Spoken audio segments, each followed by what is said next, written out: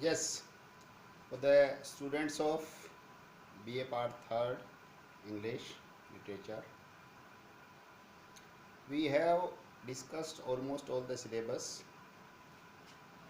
Again, we are revising from examination point of view, although at least one or two questions would be provided to you related with the vendor of sweets.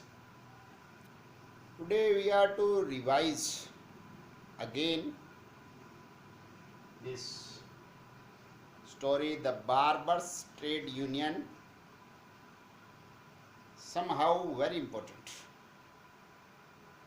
It may be there in your exam, so try to grasp the spirit of this story, the Barbers Trade Union by Mulk Raj Anand.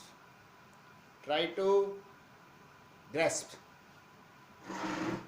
Although we have discussed each and every detail, still you must not forget that things should be revised before examination. The question would be very simple, like that of trade union. The Barbers Trade Union is a social satire. Maybe social satire is the case in this story, or sometime it may be different. The difference lies there in dimension. आप किस angle से observe कर रहे हैं, वहीं से difference create होता है. बार्बर्स ट्रेड यूनियन देखिए अपने आप में एक अलग प्रकार की कहानी है और स्टूडेंट्स को मोटिवेट करने वाली कहानी है कि एक छोटा सा बच्चा किस प्रकार एक यूनियन बनाता है. तो इसको एक सोशल सटायर के रूप में आपके सामने थोड़ा सा मैं बता रहा हूँ. आप इसको गौर से सुनने का, समझने का, याद रखने का प्रयास करेंगे. This story deals with A barber boy उस नेम वाज चंदू. आप लोगों को पता है चंदू नाम के बच्चे की कहानी है. His father died very early. पिताजी उसके बड़े जल्दी एक्सपायर हो जाते हैं. फिर भी उसके पिताजी उसको वो सारी स्किल्स सिखा के जाते थे कि he had however taught him his professional skill quite early and had started sending him in village for shaving and hair cutting.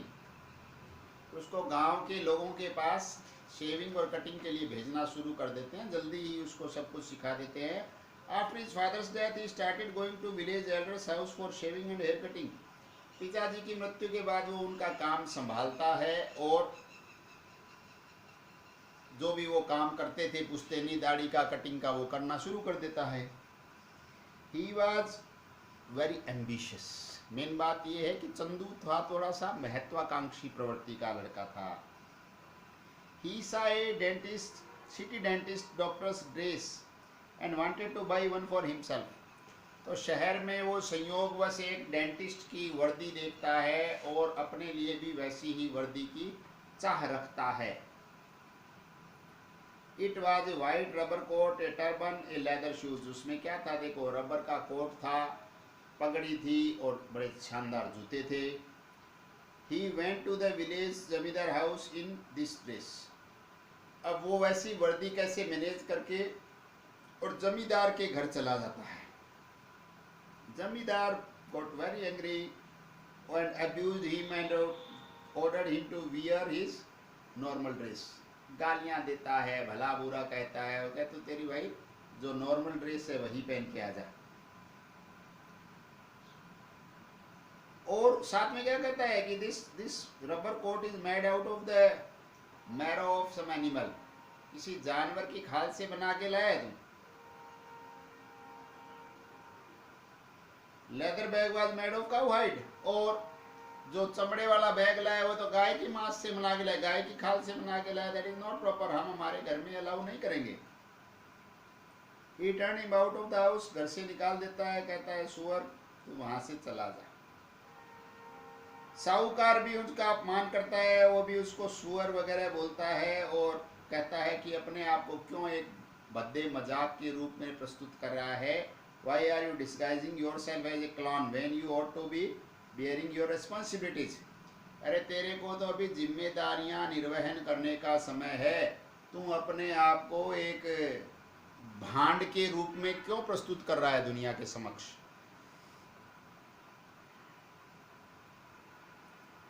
और तेरी माँ की देखभाल करनी चाहिए तेरे को। Look after your mother, you go wearing these defiled clothes.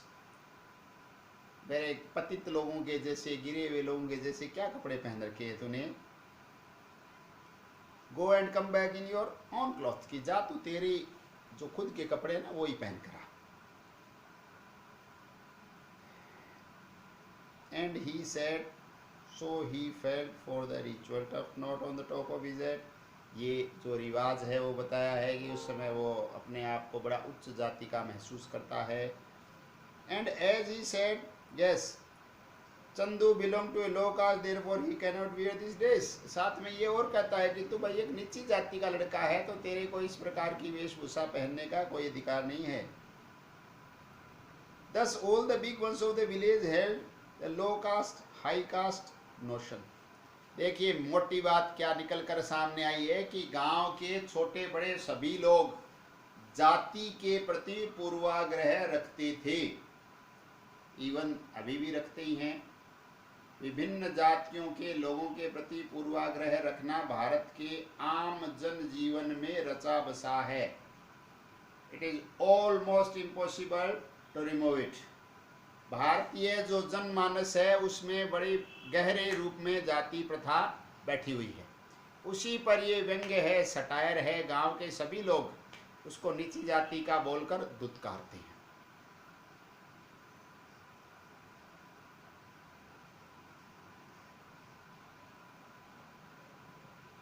Chandu क्या है कि अपमानित महसूस करता है और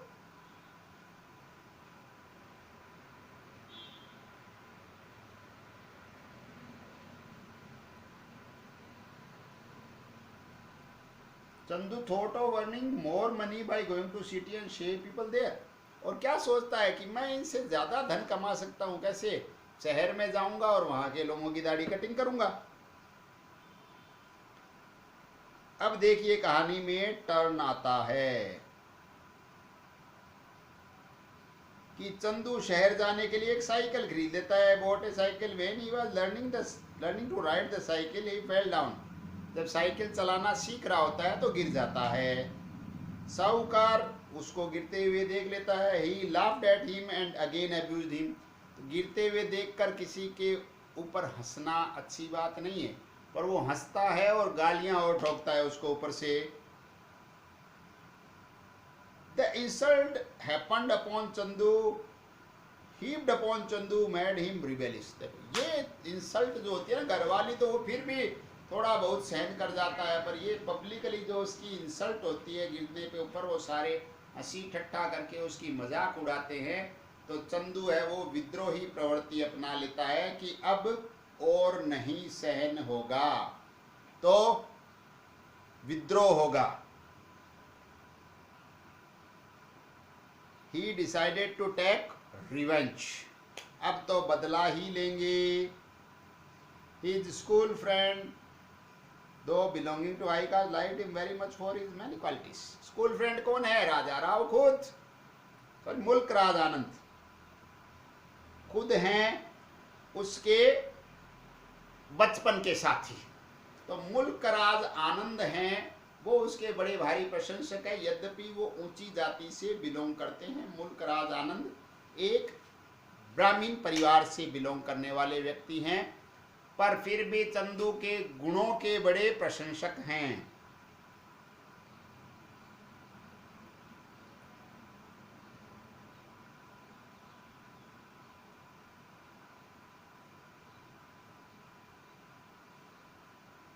yes, he had no hatred towards Chandu. उनके मन में चंदू के प्रति किसी प्रकार कोई घृणा का भाव नहीं है। He represented the younger generation. The younger generation was free from the notion of high and low caste. ऐसा लगता था ध्यान में रखना कि जो युवा पीढ़ी है वो इन कास्टिज्म, जाति, ऊंच नीच से ऊंची उठी। वास्तविकता और नोशन अलग अलग बातें हैं बेटा। अब वास्तविकता में आप लोग बड़ी बाती वाकिफ है कि क्या होता था, क्या हो रहा है, पर कहानी में ऐसा दिखाया गया है कि युवा हैं वो इन नोशन से, इन अवधारणाओं से ऊपर उठे हुए। It is very good thing if it is there.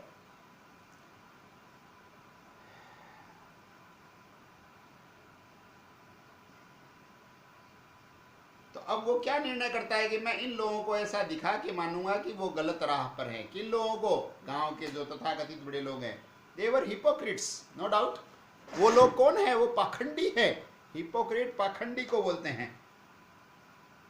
They did not know that society is made up of different type of people and different type of works. वो इतना नहीं जानते समाज अलग अलग प्रकार के लोगों से, अलग अलग प्रकार के कार्य करने वालों से मिलकर बना है।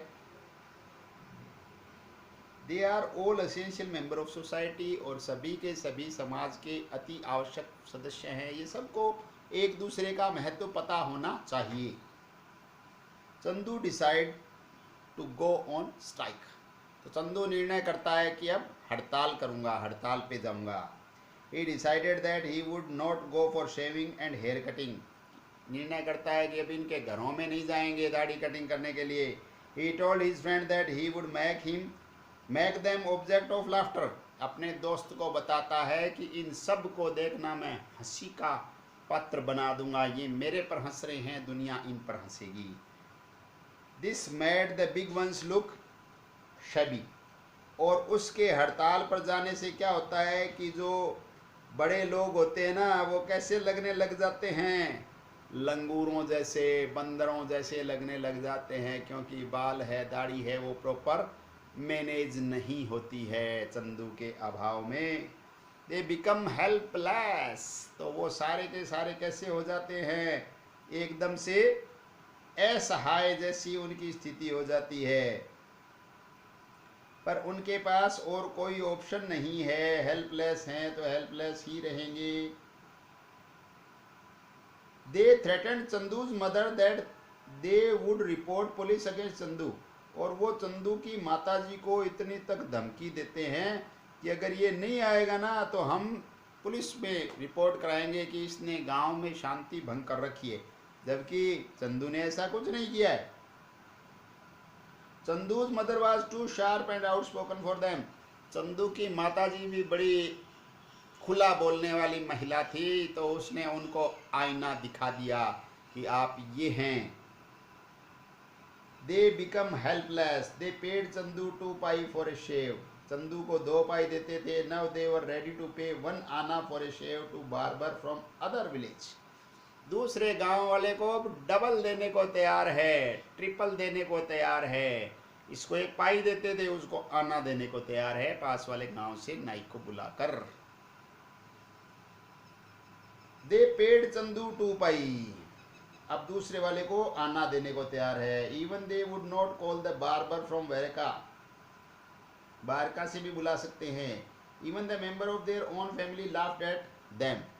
और उनके खुद के परिवार के लोग ही उन पर हंसने लग गए थे, क्योंकि दिखना ऐसा शुरू हो गए थे जैसे कोई लंगूर हो। Now yes, the landlord's young wife threatened to leave him if he failed to keep himself in trim.